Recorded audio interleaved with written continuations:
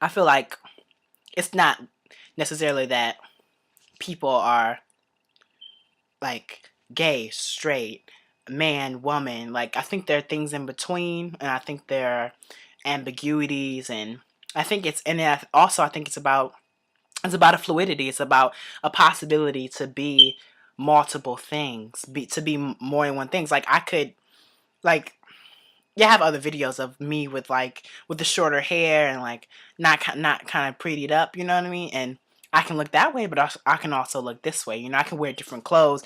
I could, put a chain on, whatever, baggy pants, baggy jeans, and look a different way. It's about your presentation, your gender, which is different than your sex, your physical, biological sex. Your gender is fluid. It's you can manipulate it. It's about performativity.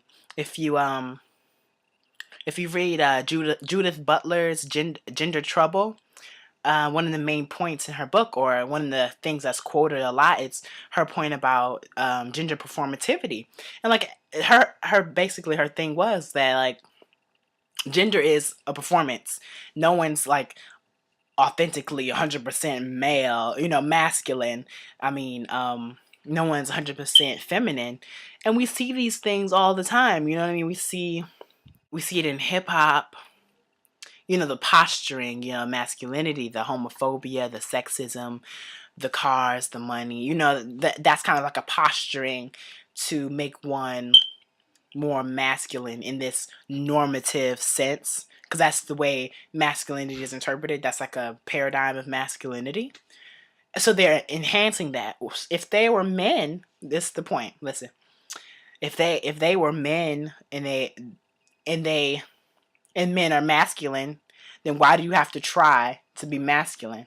See what I'm saying? Like, for another example is femininity and standards of beauty, and like it's pervasive that throughout cultures and history and whatnot, that women are associated with beauty. Women are that's an equation.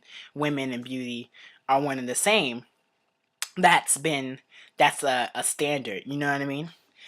Um, I'm just thinking about not only today with our many beauty products and plastic surgery, but also like um, many the whole history of even European artists.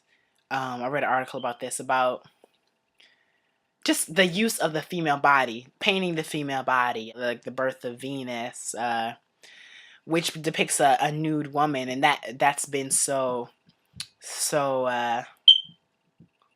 it's been like a standard for beauty. The use of women's body to express beauty. Anyway, I ramble on. Uh, it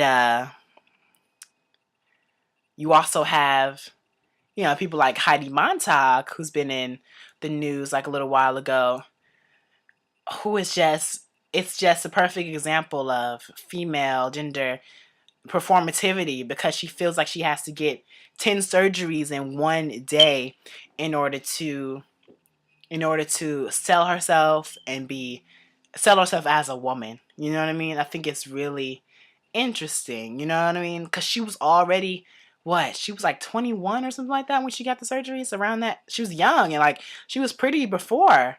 And it's just like, I don't know, like what types of things would women do? Who buy women who buy into the standard beauty do to if they had money to do it? You know what I mean? Because she's from the hills, so they're rich kids. Uh, So yeah, I kind of rambled on, but that's my whole spiel about gender as performativity a little bit. So how do you perform your gender is the question, and how do people react? Thanks.